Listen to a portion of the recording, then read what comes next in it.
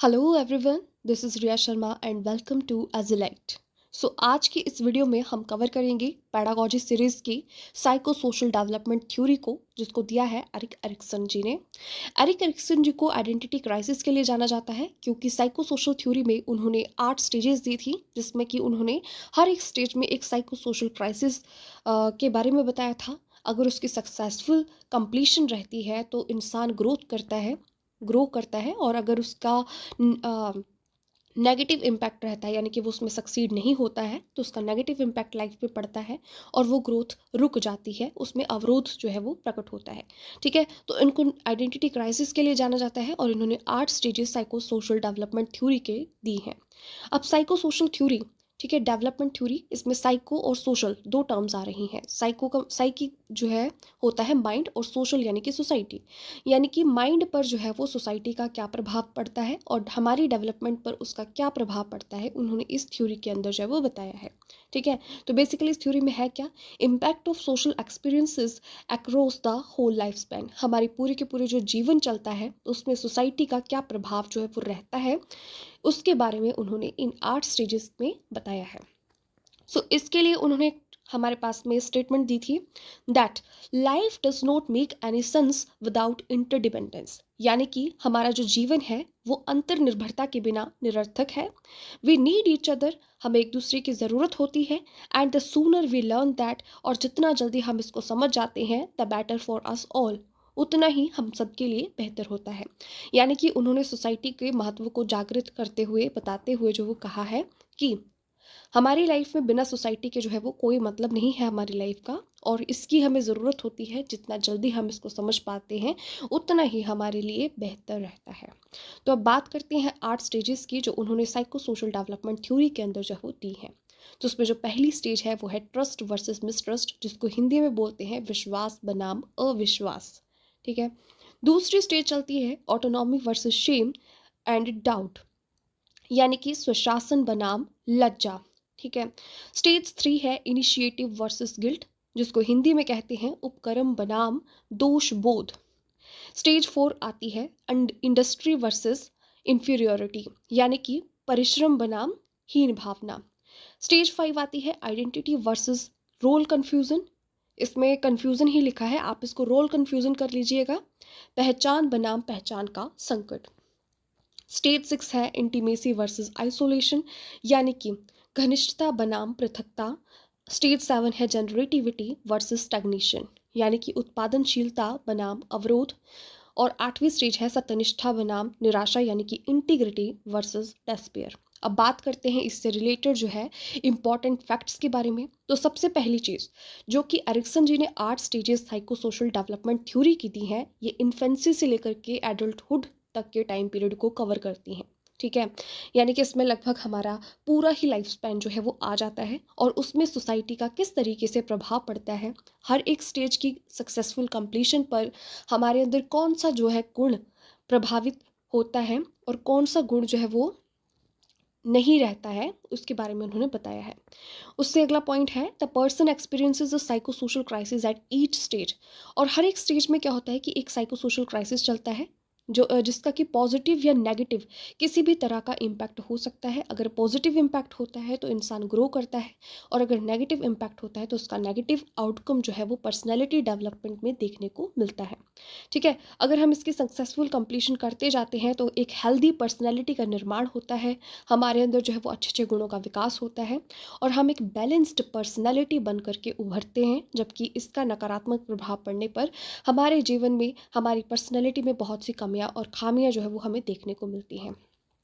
Basically देखा जाए तो हमारे अंदर कोई भी कमी है तो उसमें कहीं ना कहीं हमारी स्टेजेस का प्रभाव पड़ा होता है, कि उन स्टेजेस में हमारी जो डेवलपमेंट होनी थी उस समय हमें उस तरीके का जो चीज़ें मिलनी चाहिए थी पॉजिटिव ग्रोथ के लिए, वो हमें नहीं मिली हैं। उनको ओवरकम किया जा सकता है लाइफ स्पैन में आगे चल कर के भी। तो अब बात करते हैं उन 8 स्टेजेस की, जो कि बहुत इंपॉर्टेंट है और साइको सोशल थ्योरी के अंडर जो है वो हमारे एरिक एरिक्सन जी ने दी है। तो सबसे पहली जो स्टेज है वो है ट्रस्ट वर्सेस मिसट्रस्ट, जिसको कि हिंदी में बोलते हैं विश्वास बनाम अविश्वास। ये जन्म से लेकर के 1.5 वर्ष तक चलती है, और इसमें बेसिकली होता क्या है कि बच्चा बहुत छोटा होता है, अगर आप उसको प्रॉपर फीड करवा पाते हैं, प्यार देते हैं, केयर देते हैं, अटेंशन देते हैं, तो उसमें कौन सा गुण डेवलप होता है, उसमें होप आती है जीवन को लेकर के। और अगर ऐसा नहीं होता है तो वो होपलेस फील करता है, अपने जीवन में निराश रहता है।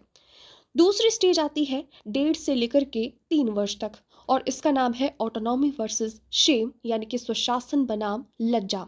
एक्चुअली में इस एज में क्या होता है कि बच्चे को टॉयलेट ट्रेनिंग दी जाती है, और अगर उसकी वो सक्सेसफुल कंप्लीशन हो जाती है, अगर उसको प्रॉपर टॉयलेट ट्रेनिंग दे दी जाती है, तो उसमें विल डेवलप होती है। कौन सा गुण डेवलप होता है? विल। ठीक है, इच्छा शक्ति जागृत होती है। और अगर ऐसा नहीं हो पाता है तो वो अगली अपनी स्टेजेस में जो है, अपनी अगली लाइफ में जो है वो शेमफुल फील करता है। उसके बाद में थर्ड स्टेज है इनिशिएटिव वर्सेस गिल्ट, यानी कि उपक्रम बनाम दोष बोध। और ये 3 से लेकर के 5 वर्ष तक चलती है। इसमें क्या होता है कि बच्चे का अर्ली चाइल्डहुड स्टेज जो है वो चल रहा होता है, प्री स्कूल ईयर्स चल रहे होते हैं। ठीक है, जिसमें कि बच्चे को सिलेक्शन करनी होती है। वो अपने टॉयज़ की सिलेक्शन करता है, गेम्स की सिलेक्शन करता है, और एक्सप्लोर करता है चीज़ों को। अगर वो ऐसा करने में सफल हो पाता है तो उसको लाइफ में अपनी में पर्पस दिखता है, यानी कि वो लक्ष्य रखता है और अपने जीवन में लक्ष्य रखने में कामयाब हो जाता है आगे चल करके। जबकि अगर ऐसा नहीं होता है तो वो लक्ष्यहीन दिशा में भटका हुआ आगे चल करके होता है। चौथी स्टेज आती है हमारे पास में इंडस्ट्री वर्सेस इंफीरियोरिटी, यानी कि परिश्रम बनाम हीन भावना। ये चलती है 5 से लेकर के 12 वर्ष तक। ये ये हमारे पास में कौन सी एज है? स्कूल एज है, जिसमें कि क्या होता है कि बच्चा जो है वो काम करता रहता है, कुछ ना कुछ वो करता रहता है, जिससे कि उसको एप्रिसिएशन मिले। अगर उसको एप्रिसिएशन प्रॉपर मिलती है, उस जैसे कि वो स्कूल में पार्टिसिपेट करेगा, स्पोर्ट्स में पार्टिसिपेट करेगा, अलग अलग एक्टिविटीज़ करेगा, कुछ ना कुछ करता रहता है। अगर उसके लिए उसको एप्रिसिएशन मिलती है तो उसमें कॉम्पिटेंसी की भावना जागृत होती है कि मुझे और बेहतर बनना है, मुझे आगे ही रहना है। और अगर उसको एप्रिसिएशन नहीं मिलती है तो वो अपने आप को निग्लेक्टेड फील करता है, और उसमें कॉम्पिटेंसी की भावना जागृत ही नहीं हो पाती है। ठीक है, सो कहीं न कहीं आपने देखा होगा कि अपनी क्लासेस में या आज तक आपने देखा होगा कि कुछ बच्चे जो है वो एवरेज रह जाते हैं, उनकी इच्छा जो है वो नहीं होती है कि आगे आना है, और कुछ एक में होड़ लगी होती है कि उनको आगे ही रहना है। तो कहीं न कहीं इसमें फोर्थ स्टेज का जो है वो रोल रहता है। फिफ्थ स्टेज है हमारे पास में, जो कि 12 से 18 वर्ष तक चलती है, आइडेंटिटी वर्सेस रोल कन्फ्यूज़न, यानी कि पहचान बनाम पहचान का संकट। ठीक है? तो इसमें क्या होता है कि बच्चा सोशल रिलेशंस जो है वो बनाता है। किस तरीके के सोशल रिलेशंस बनाता है कि ये टीन एज हमारी होती है, जिसमें कि ट्रांजिशन चल रही होती है। कहाँ से? बचपन से हमारी मैच्योरिटी की तरफ। ठीक है, इसमें अगर वो कामयाब रहता है, ठीक है, इसमें अगर वो कामयाब रहता है तो उसमें सत्य के प्रति निष्ठा जागृत होती है। ठीक है, और उसमें फिडेलिटी जागृत होती है। कौन सा वर्च्यू जागृत होता है? फिडेलिटी। उसके बाद में छठा है, जो कि छठी स्टेज है, वो 18 से 40 वर्ष तक चलती है, और इसका नाम है इंटीमेसी वर्सेस आइसोलेशन। ठीक है, यानी कि घनिष्ठता बनाम पृथकता। तो ये जो है वो हमारे पास में एडोलेसेंस की एज होती है। ठीक है, तो इसमें सॉरी, एडोलेसेंस नहीं, हमारे पास में एडल्ट मिडिल एडल्टहुड की एज होती है। इसमें क्या होता है कि हमारे पास में लाइफ लॉन्ग रिलेशनशिप्स बनते हैं। इंसान जो है वो इंटीमेट होता है, और अगर वो रिलेशनशिप्स को लाइफ लॉन्ग बनाने में कामयाब रह जाता है, ट्रस्ट उसमें रहता है, तो उसमें लव की भावना जागृत होती है। और अगर ऐसा नहीं हो पाता है तो वो पृथक हो जाता है सोसाइटी से, और आगे चल कर के लाइफ लॉन्ग रिलेशनशिप्स बनाने में कामयाब नहीं रहता है। ठीक है, और सातवीं स्टेज आती है हमारे पास में 40 से लेकर के 65 वर्ष तक चलती है, और इसका नाम है जनरेटिविटी वर्सेस स्टेग्नेशन, यानी कि उत्पादनशीलता बनाम अवरोध। अब इस स्टेज में क्या होता है कि हमारे पास में ये मिडिल एडल्टहुड एज है। ठीक है, इसमें क्या होता है कि हम मैच्योरिटी की तरफ को जा रहे होते हैं। प्रोडक्टिव योगदान अगर हम कर पाते हैं अपनी पेरेंटिंग में, अपने वर्क प्लेस में, ठीक है, तो हमारा नेचर जो है वो केयरिंग होता है। कौन सा वर्च्यू डेवलप होता है इसके थ्रू? केयर का। ठीक है, तो हम अपने आप में क्या फील करते हैं? उत्पादनशीलता की वजह से केयरिंग नेचर हमारा बनता है। और अगर वैसा नहीं कर पाते हैं, उसमें सक्सेसफुल नहीं रहते हैं, तो हमारी जो विकास है उसमें अवरोध, यानी कि स्टैग्नेटेड फील करते हैं हम, स्टैग्नेशन हो जाती है। उसके बाद में लास्ट स्टेज आती है 65 प्लस एज ग्रुप के लिए और इसमें मैच्योरिटी हमारी जो है वो हो चुकी होती है। हमारी लाइफ में हमने क्या किया है, अच्छा बुरा जो भी कुछ होगा, हम रिफ्लेक्शन अपनी लाइफ पर डालते हैं।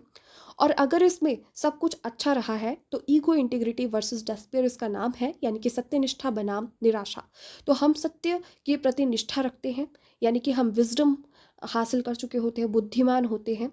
और अगर हमारी लाइफ में हम सक्सेसफुल काम नहीं कर पाए हैं तो हम निराश होते हैं, डेस्पेयर फील करते हैं। ठीक है, तो इस तरीके से हमारे पास में 8 स्टेजेस थी। इनमें से अक्सर ही पूछ लिया जाता है कि स्टेज का नाम पूछा होगा या फिर आपसे कौन सा वर्च्यू जो है वो कौन सी स्टेज में डेवलप होता है, ऐसा जो है वो क्वेश्चन पेपर में पूछा जाता है। तो एक बार फिर से रिवाइज कर लेते हैं। पहली स्टेज है जन्म से लेकर के 1.5 वर्ष तक, जिसका नाम है trust versus mistrust.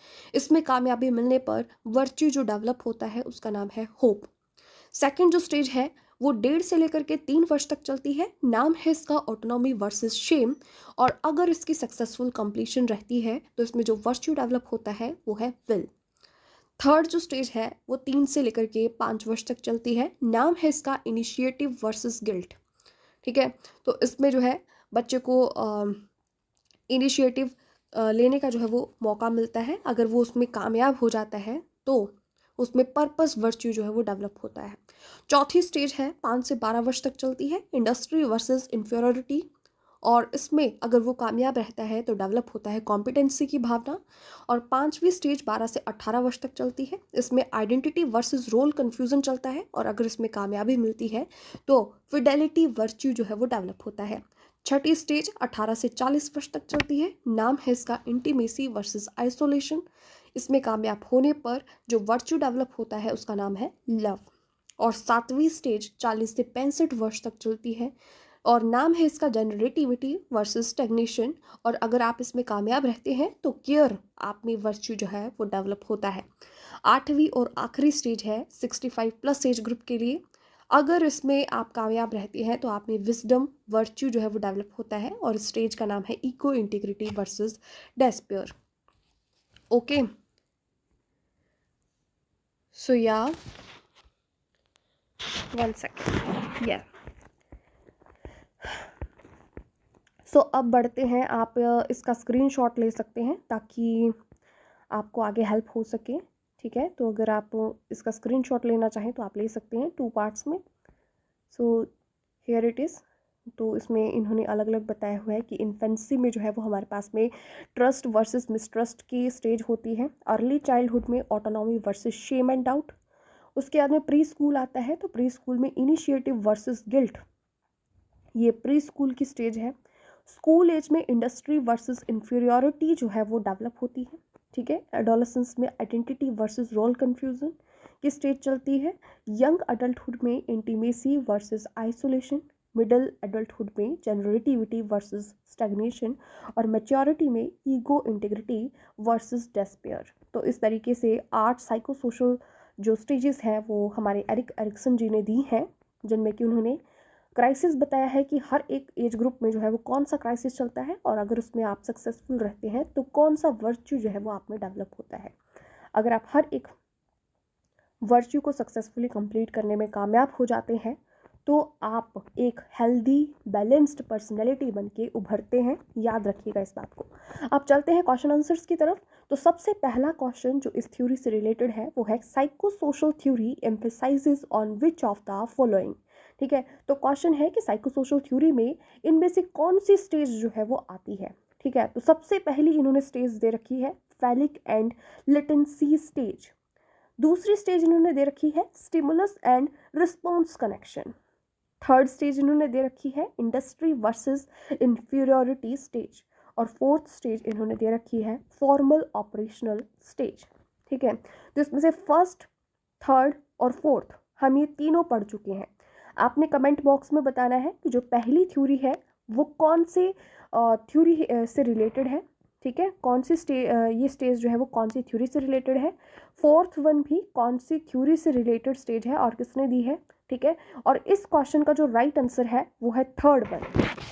Okay, so industry versus inferiority stage जो है वो हमारे पास में साइको सोशल डेवलपमेंट थ्योरी से रिलेटेड है। ठीक है, और ये कौन सी एज ग्रुप के लिए है, 5 से लेकर के 12 वर्ष तक के लिए। और इसमें अगर हम कामयाब रहते हैं तो हमारे अंदर डेवलप होती है कॉम्पिटेंसी। क्या डेवलप होती है? कॉम्पिटेंसी। ठीक है, उसके बाद में चलते हैं नेक्स्ट क्वेश्चन की तरफ। नेक्स्ट क्वेश्चन है, during the dash stage one's ability to cope with the demands is challenged and either competence or inferiority are the outcomes। ठीक है, इनमें से कौन सी स्टेज में जो है बच्चे के one's ability to cope with demands is challenged, ठीक है, तो उसकी जो डिमांड्स के लिए कोप एबिलिटी है उसको जो है वो चैलेंज किया जाता है। एंड ईदर कॉम्पिटेंस और इन्फेरिटी आर द आउटकम्स, या तो उसमें कॉम्पिटेंसी डेवलप होती है या फिर उसमें इन्फीरियोरिटी यानी कि परिश्रम बनाम हीन भावना जो है उनमें से कौन सी उसमें स्टेज में डेवलप होती है। ठीक है, तो इसमें ए दे रखा है इन्फेंसी, बी दे रखा है अर्ली चाइल्डहुड, सी दे रखा है प्री स्कूल एज और डी दे रखा है स्कूल एज। सो जैसा कि हमने पढ़ा भी है कि ये कौन सी स्टेज में आता है, हमारे पास में स्कूल एज में आता है, तो D option is correct here. Okay, so D option is correct here कि स्कूल एज में क्या होता है कि बच्चा कुछ ना कुछ काम करता रहता है, या तो वो स्पोर्ट्स में पार्टिसिपेट करेगा, स्कूल एक्टिविटीज़ में पार्टिसिपेट करेगा, और अगर उसको अप्रिसिएशन मिलती है तो उसमें कॉम्पिटेंस की भावना जागृत रहती है कि वो आगे बढ़ेगा, और अगर ऐसा करने में वो कामयाब नहीं रहता है तो उसमें इन्फीरियोरिटी कॉम्प्लेक्सेस जो है वो जागृत हो जाते हैं, यानी कि उसको अपने आप में हीन भावना जो है वो जागृत हो जाती है। अब नेक्स्ट क्वेश्चन की तरफ मूव करते हैं। नेक्स्ट क्वेश्चन है, which of these is not one of the life stage virtues of development according to Erik Erikson. ठीक है, तो हमने अलग अलग 8 वर्च्यूज़ के बारे में पढ़ा, जो कि 8 जो हमारे पास में स्टेजेस हैं साइको सोशल डेवलपमेंट की, उनका आउटकम था। ठीक है, तो इनमें से कौन सा जो वर्च्यू है वो साइको सोशल डेवलपमेंट थ्योरी का आउटकम नहीं है। सो पहली ऑप्शन है होप, दूसरी है लव, तीसरी है ऑनेस्टी, डी है विजडम। ठीक है, तो इसमें जो ए ऑप्शन है ये फर्स्ट हमारे पास में जो स्टेज थी ट्रस्ट वर्सेस मिसट्रस्ट उसका वर्च्यू था। बी हमारे पास में लव जो है हमारे पास में सिक्स्थ स्टेज यानी कि इंटीमेसी वर्सेस आइसोलेशन का आउटकम था। और डी जो है वो हमारे पास में 65 प्लस एज ग्रुप के लिए 8वीं stage ego integrity versus despair का जो है वो आउटकम था। ठीक है, सो इनमें से जो सी ऑप्शन है वो हमारे पास में साइको सोशल डेवलपमेंट थ्योरी का आउटकम नहीं है किसी भी स्टेज का, ऑनेस्टी। ठीक है, तो इसका करेक्ट आंसर हो जाएगा ऑनेस्टी। अब चलते हैं अगले क्वेश्चन की तरफ। तो अगला क्वेश्चन है, What psychosocial crisis results in either a feeding or self will or giving up। ठीक है, तो इनमें से कौन सी स्टेज में जो है इधर फीलिंग ऑफ सेल्फ विल और गिविंग अप जो है वो राइज होती है। ठीक है, तो सेल्फ विल किस में जनरेट होती है और गिविंग अप यानी कि होप छोड़ देना, ठीक है, गिव अप कर देना, ऐसी कौन सी स्टेज में आता है। तो इसका ऑप्शंस जो दे रखी हैं वो है ट्रस्ट वर्सेस मिसट्रस्ट, दूसरे ऑप्शन है autonomy versus shame and doubt, तीसरी ऑप्शन है हमारे पास में जनरेटिविटी वर्सेस स्टैग्नेशन, और चौथी ऑप्शन है इंटीमेसी वर्सेस आइसोलेशन। सो जैसा कि हमने पढ़ा था कि जो दूसरी स्टेज होती है उसमें क्या होता है कि टॉयलेट ट्रेनिंग दी जाती है 1.5 से लेकर के 3 वर्ष तक के बच्चों को। अगर वो इसमें कामयाब हो जाते हैं तो उनमें विल जनरेट होती है। ठीक है, और अगर उनमें विल जनरेट नहीं हुई है तो उसका जो आउटकम होगा नेगेटिव वाला वो होगा गिव अप करना। तो इसका जो करेक्ट आंसर है वो है हमारे पास में B autonomy versus shame and doubt. So I hope आपको आज की ये वीडियो जो है वो पसंद आई होगी।